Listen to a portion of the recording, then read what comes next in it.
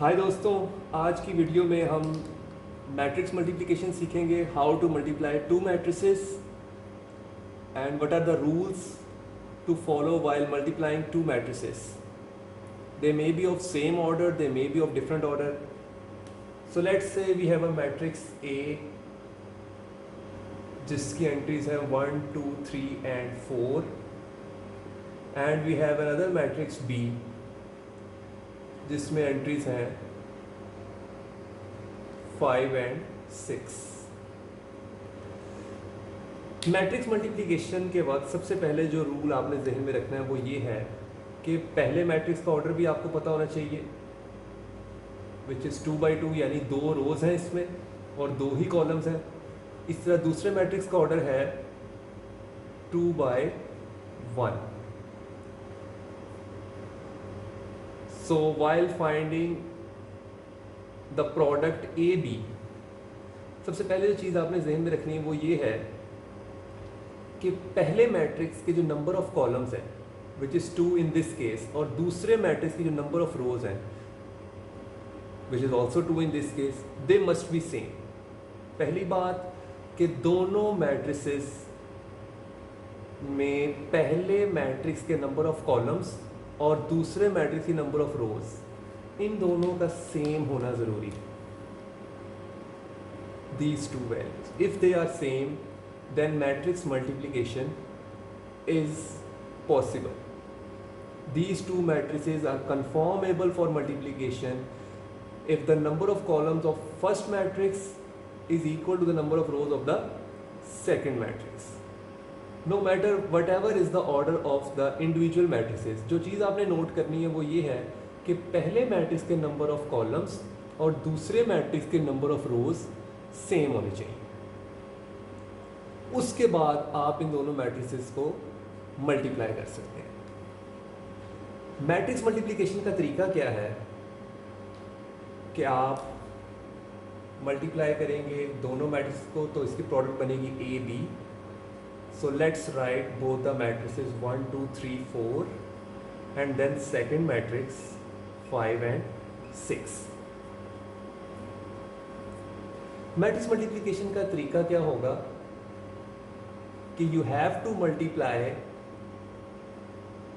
Rose of the first matrix to the columns of the second matrix.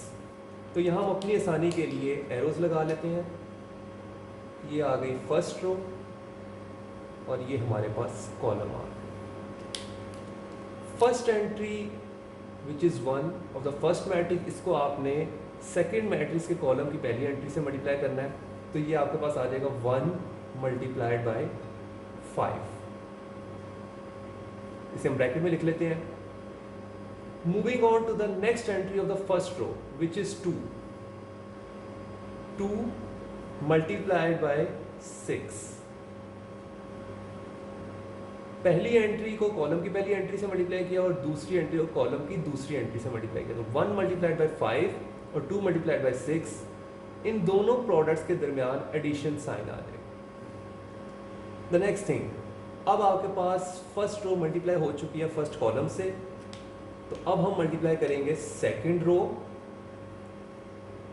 और इसको इस matrix से, चूंकि एक ही कॉलम है, इससे हम मल्टीप्लाई करेंगे। तो पहली एंट्री को मल्टीप्लाई करेंगे पहली एंट्री से विच इज़ 3 मल्टीप्लाइड बाय 5 और दूसरी एंट्री सेकेंड रो की, इसको हम मल्टीप्लाई करेंगे कॉलम की दूसरी एंट्री से विच इज़ 4 मल्टीप्लाइड बाय 6 और इनके दरमियान भी एक एडिशन साइन आ जाएगा। तो ये आपकी मैट्रिक्स मल्टीप्लिकेशन कंप्लीट है। अब इन दोनों सम्स को हम सॉल्व करेंगे। 1 into 5 is 5 plus 6 2s are 12 और इसी तरह 3 5s are 15 प्लस 4 6 are 24। तो ए बी का प्रोडक्ट हमारे पास आ गया है 12 plus 5 is 17 while 24 plus 15 is 39। तो ये आपके पास ए बी का प्रोडक्ट आ गया।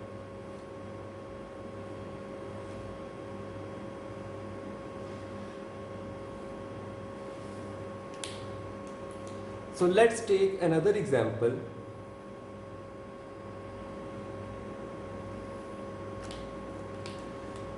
We have a matrix C जिसकी वैल्यूज हैं 2 and 3 and we have another matrix D जिसकी वैल्यूज हैं 4 and 5.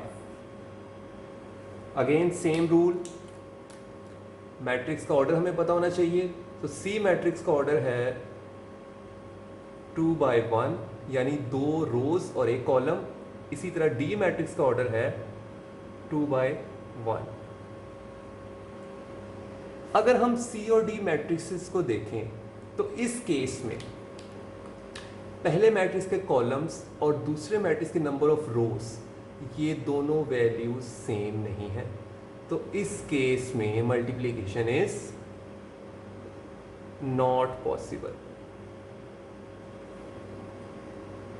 एक चीज जो आपने मेक श्योर करनी है कि while multiplication of matrices you have to look at the columns of the first matrix and rows of the second matrix.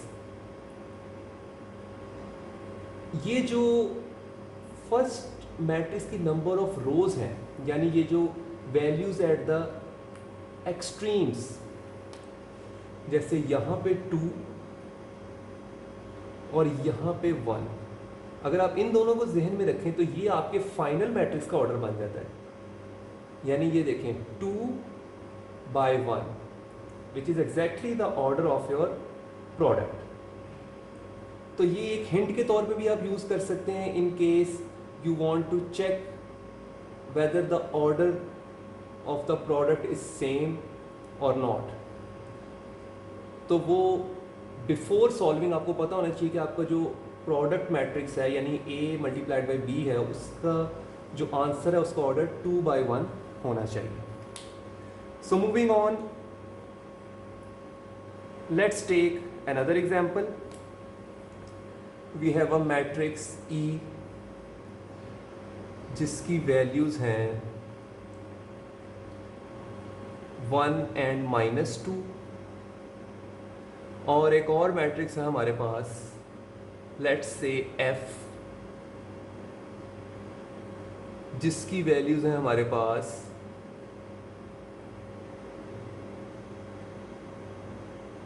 5 and 4. Again same rule, इस मैट्रिक्स का ऑर्डर लिखते हैं हम विच is 1 row and 2 columns, so this comes out to be 1 by 2. और इस matrix का order हमारे पास 2 रोज हैं, so 2 by 1. तो यहाँ पे हम देखते हैं इन दोनों मैट्रिक्स की प्रोडक्ट सॉल्व करने के लिए हमें पहले मैट्रिक्स के कॉलम्स को देखना है और दूसरे मैट्रिक्स की रोज को. तो ये जो मीन वैल्यूज़ हैं, जो दरमियान में वैल्यूज़ हैं, यानी दूसरे मैट्रिक्स की नंबर ऑफ रोज और पहले मैट्रिक्स के नंबर ऑफ कॉलम्स, ये दोनों सेम है. तो चूंकि ये दोनों वैल्यूज सेम है इसलिए मैट्रिक्स मल्टीप्लिकेशन पॉसिबल है. मैट्रिक्स मल्टीप्लिकेशन को सॉल्व करते हुए सेम मेथड EF, सो E मैट्रिक्स लिखेंगे विच इज 1 and -2 और F मैट्रिक्स है 5 and 4. मल्टीप्लिकेशन के लिए same rule, we have to multiply row by column. तो इस केस में मल्टीप्लाई करेंगे फर्स्ट एंट्री को फर्स्ट एंट्री से विच इज 1 मल्टीप्लाइड बाय